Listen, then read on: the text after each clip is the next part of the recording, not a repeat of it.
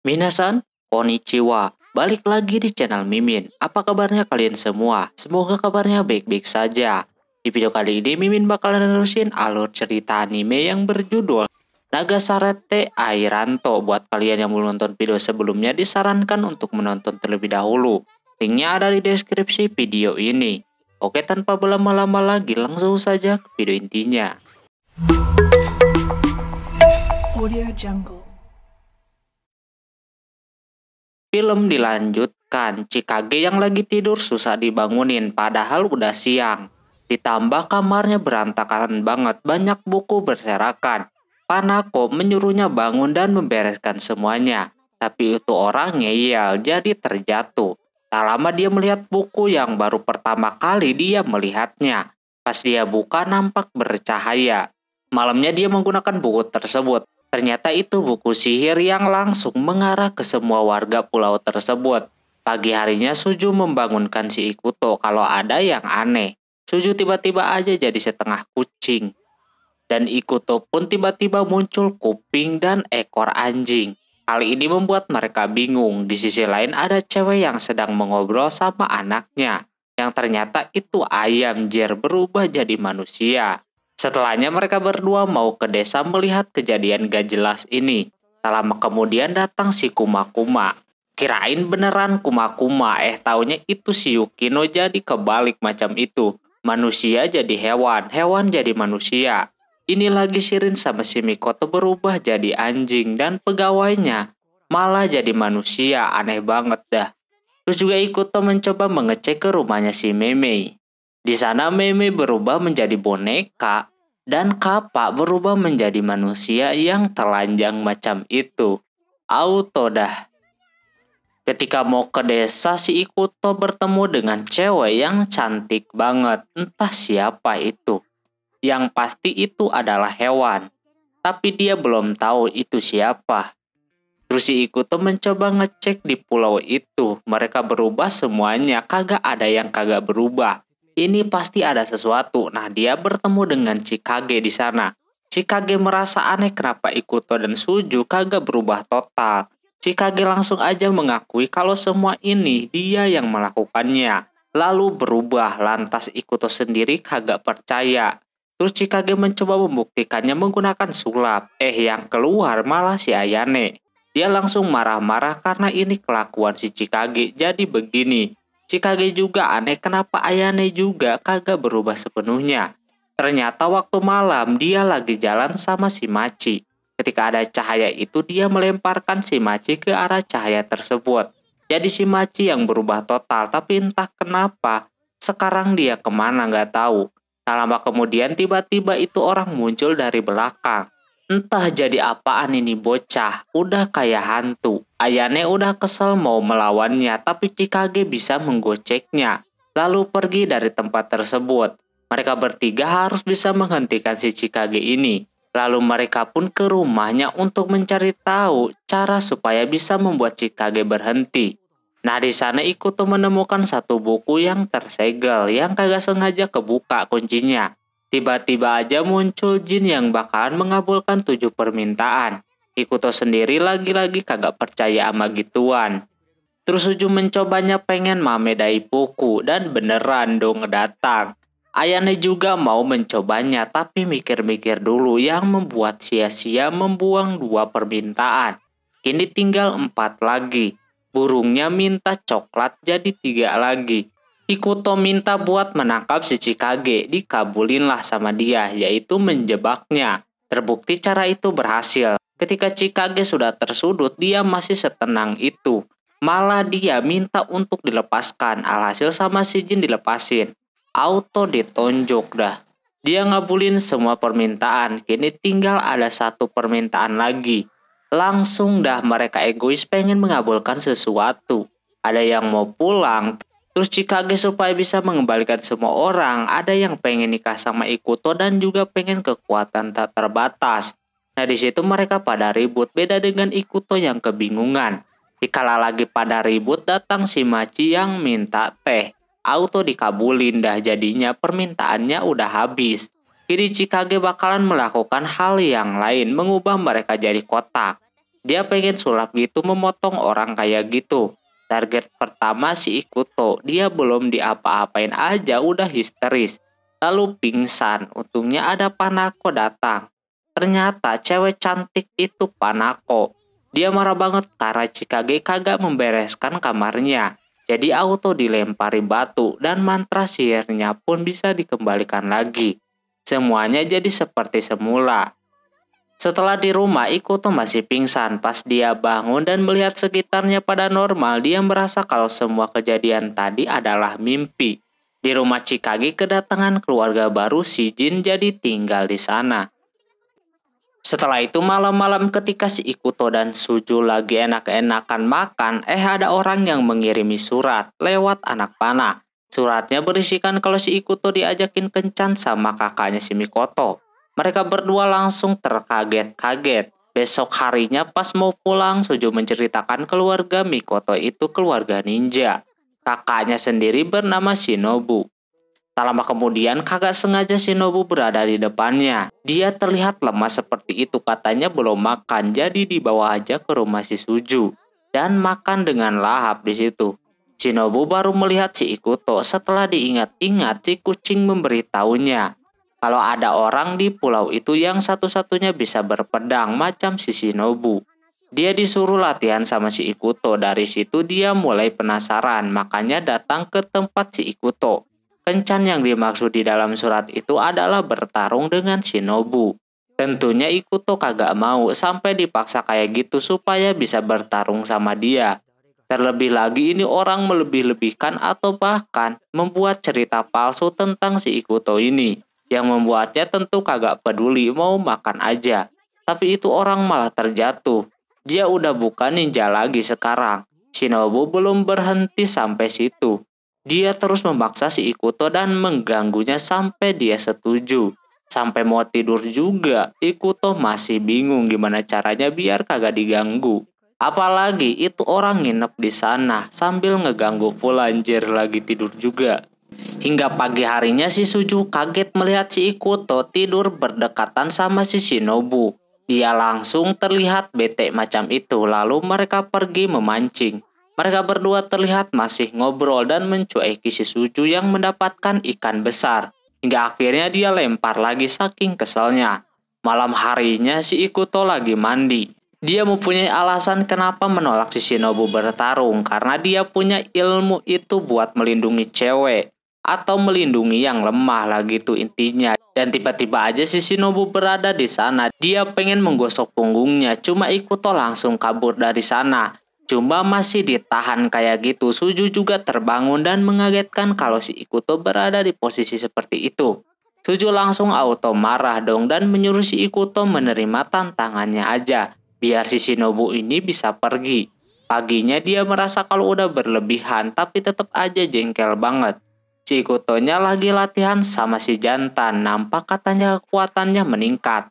Ikuto terpaksa menerima tantangan si Shinobu karena si Suju yang tiba-tiba marah-marah. Tak lama Suju pun memberikan makan siangnya itu dalam kondisi masih marah. Si jantan memberitahu untuk mengeluarkan kemampuannya karena kalau tidak dia bisa kalah. Setelah itu pertandingannya bakalan dimulai. Ikuto udah nunggu lama banget. Terus datang juga si Shinobu, tapi pakaiannya itu pakai pakaian sekolahan. Dia tadi nyasar dan dianterin sama si Chikage. Udah pasti itu bajunya dari si Chikage. Terus yang lainnya pun pada datang untuk menyaksikan pertarungan ini. Awal mula pertarungan mereka berdua masih berimbang, kagak ada yang kena sama sekali. Nah di situ juga ada si jantan datang buat menonton. Ikuto dan Shinobu udah mengeluarkan seluruh kemampuannya.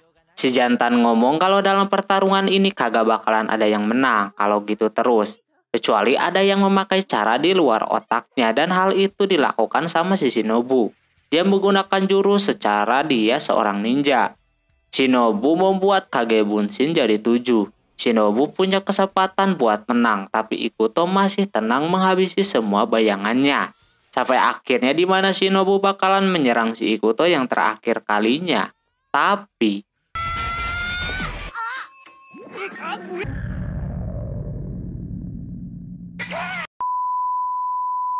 Shinobu mengaku kalah karena dipegang gitu aja. Dia udah lemes banget. Dia pengen tahu itu jurus apaan. Padahal dia sendiri kagak tahu, bahkan kagak sengaja. Jadi di pertandingan ini kemenangan milik Ikuto. Setelahnya Shinobu bakalan pergi berlatih lagi di hutan. Sebelum itu mereka pamitan. Tak berselang lama dia udah terjatuh aja kayak gitu. Lalu ketika mereka lagi makan, tiba-tiba si Shinobu datang lagi ke rumahnya si Suju. Dia menunjukkan sesuatu. Dia membuat rumah dekat banget sama rumahnya si Suju. Dia udah tahu kemana arah dia bakalan pergi. Yaitu ke si Ikuto. Dia pengen jadi muridnya si Ikuto. Singkat cerita, Ikuto sedang membaca novel misteri di rumahnya si Chikage. Nampak dia sangat menyukai genre tersebut. Dia bakalan menunggu season selanjutnya. Padahal udah ada 7 season kata Chikage. Ikuto baru membaca novel tersebut karena emang ini novel dibuat di pulau itu. Yang nulisnya si Jumaru yang masih misteri orangnya siapa. Tak lama datang emaknya Chikage. Baru kali ini dia menampakkan diri. Dia tahu kalau Ikuto ini suka sama misteri. Terus tiba-tiba ada petir. Emaknya itu menyuruh Ikuto buat pulang. Takut Suju ketakutan. Di sisi lain Suju ketakutan macam itu menunggu si Ikuto pulang. Tak lama dia dikagetin sama petir beserta bayangan menyeramkan. Untung itu cuma pakaiannya saja. Di situ juga terdapat surat untuk si Ikuto dan Suju. Pas dibaca itu surat dari si Sakuya, pemilik penginapan Tsukimi Pavilion. Anehnya si Meme beserta yang lainnya juga diundang ke tempat tersebut. Kata si Suju, Sakuya itu orangnya sangat aneh, bener-bener aneh. Ditambah lagi, dia itu pernah menghancurkan beberapa rumah yang ada di pulau tersebut. Jadi jangan sampai macam-macam sama dia. Ikuto makin penasaran. Sesampai di sana, Sakuya pun muncul dan menyambut mereka bertiga, tapi dibuat kaget sama si Sakuya ini.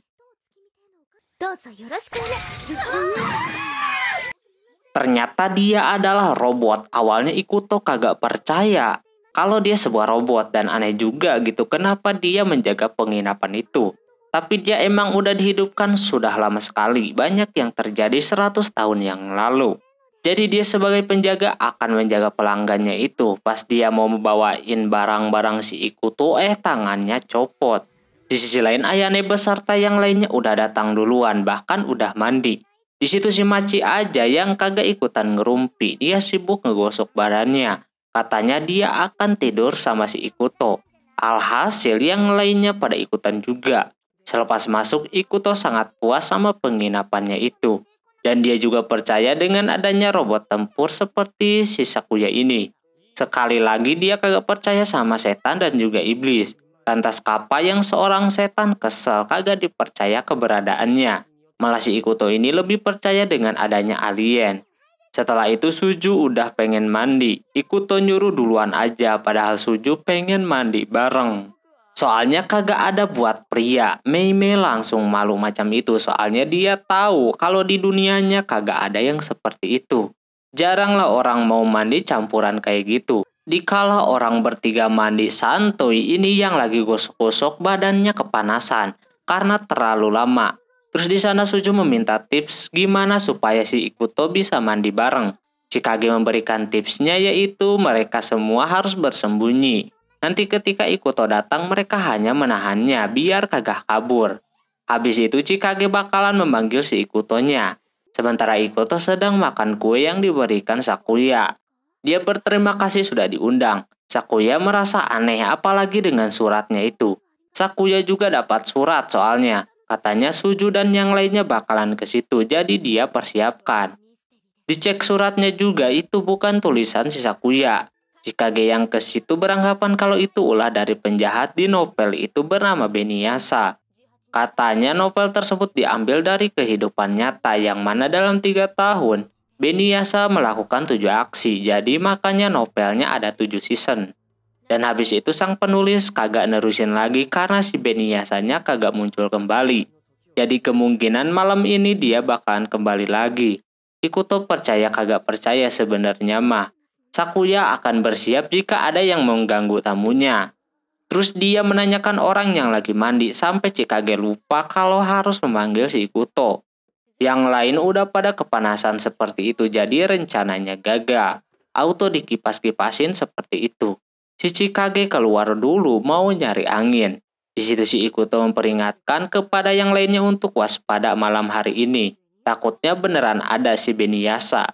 Suju tahu kalau itu cuma cerita novel doang. Tak lama kemudian si Chikage teriak. Pas mereka keluar semua ada orang di hutan sana. Sakuya udah bersiap macam itu. Yang taunya cuma si Shinobu. Dia tersesat lagi ketika mau ke tempat itu. Soalnya dia dapat undangan juga. Dia merasa berterima kasih di sana. Ikuto mencoba untuk tidak memikirkan Beniyasa. Tapi dia aneh juga sama surat itu. Dia punya pemikiran kalau ini ulah si Chikage. Setelah itu dia pengen mandi dulu. Ayane yang masih punya energi bakalan mandi bareng. Nah di situ si Ikuto lupa bawa handuk, jadi balik lagi. Tapi si Ayane ini masih mengikuti si Ikuto ke dalam kolam sana.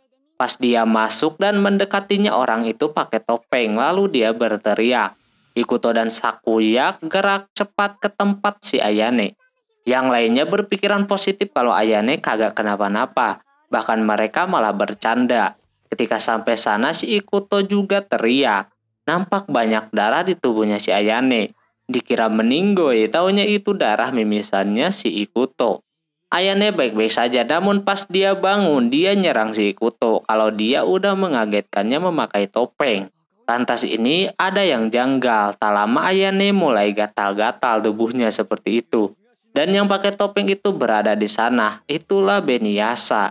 Yang lainnya masih aja pada bercanda dikala ada masalah. Ikuto harus menangkap si Beniyasa sebelum bulan purnama itu menghilang. Gatal-gatal yang dialami si Ayane itu bakalan terjadi selama seminggu. Sakuya udah bersiap mau menyerangnya. Tapi Beniyasa keburu mundur. Mereka berdua langsung mengejarnya yang nampak kencang banget larinya. Si Sakuya serang aja menggunakan roket miliknya. Alhasil kagak kena sama sekali. Di sisi lain cewek-cewek mendengar ledakan tersebut. Mereka juga menunggu Ikuto yang lama banget mandinya. Si Machi sudah bersiap-siap, mungkin setelah ini adalah waktunya buat bersenang-senang. Yaitu tidur bersama si Ikuto. Yang lainnya auto pengen juga, padahal Suju setiap hari tidur berduaan mulu. Daripada ribut, Chikage memberikan saran untuk semuanya masuk kamar masing-masing. Terus nanti nulis surat. Bila suratnya diambil si Ikuto dan masuk ke kamarnya berarti dia pemenangnya. Malam ini bakalan terungkap siapa yang Ikuto cintai. Ikuto masih di luar, mereka harus kembali ke penginapan. Dia yakin kalau Beniyasa balik lagi ke penginapan. Dia pasti bisa menangkapnya kali ini. Cewek-cewek udah mempersiapkan diri semua, siapa tahu nanti bakalan kepilih. Nah Shinobu melihat ada kursi pijat, tapi kursi itu memaksanya untuk duduk, lalu diraba-raba kayak gitu. Lantas Ikuto mendengar suaranya sesampainya di sana. Udah ada Chikage dan Shinobu terlihat udah kenok. Katanya ada yang mengendalikan kursi tersebut. Ikuto memberitahu kalau Beniyasa beneran ada. Chikage berpikiran kalau bakalan ada teriakan lagi di mana-mana. Setelah itu mereka ke si Ayane dulu. Yang masih ngigo kayak gitu. Digeprek langsung sama si Sakuya. Terus ada teriakan lagi kini di kamarnya si Meme. Pas disamperin ke sana nampak sudah terjadi. Dia mengira itu gel gatal-gatal lagi. Taunya si Meme tiba-tiba nempel-nempel sama si Ikuto dan mau melakukan sesuatu. Beniyasa bilang kalau itu gel perangsang. Lantas dia langsung kabur lagi dan Ikuto mencoba untuk mengejarnya. Dia masuk ke kamar si Yukino. Belum sempat ngasih obatnya udah terjatuh jadi kagak jadi. Yukino kaget kalau dia udah kayak ngompol. Ikuto mencoba ngecek ke setiap kamar, nampak aman-aman aja. Ada si Mikoto aja yang suasananya jadi rame. Chikage memberitahu untuk ke lantai atas. Soalnya ada Suju. Dia langsung ke sana. Sementara Sujunya udah tertidur lalu datang Ikuto yang palsu mendekatinya. Lalu sambil merayu si Suju kayak gitu. Ini bukan seperti Ikuto biasanya. Untungnya Ikuto asli datang. Suju juga bingung mana yang asli. Tapi dia tahu kebiasaan atau sikap si Ikuto itu kayak gimana. Jadi Beniyasa pun kabur lagi kini ke atas genteng. Ikuto pun mengikutinya. Pas di atas sana dia baru ngeh kalau dia takut akan ketinggian. Dia diremehin macam itu. Ikuto pun marah dan menyerangnya. Tapi dia salah menebak, malah memegang sesuatu. Jadilah dia terjatuh. Sakuya masih sempat nolongin, tapi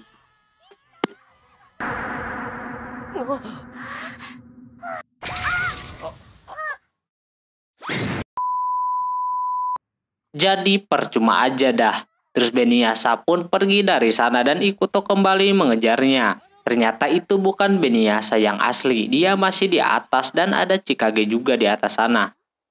Dia tahu siapa Beniyasa ini, apalagi kalau bukan emaknya. Chikage bisa memecahkan misterinya. Dia sengaja melakukan hal tersebut supaya ada inspirasi untuk menulis. Apa mungkin dia penulis aslinya? Ikuto berasa kena tipu lagi. Salah mengejar orang. Setelah kejadian ini bener dong langsung dibuatin novel. Tapi Ikuto belum ngeh kalau itu cerita diambil dari kejadian waktu di Tsukimi. Oke, mungkin segitu dulu untuk video kali ini. Mohon maaf bila ada kesalahan dalam penyebutan nama, tempat, atau yang lainnya. Sampai jumpa di video selanjutnya. Jamat Hane, bye-bye.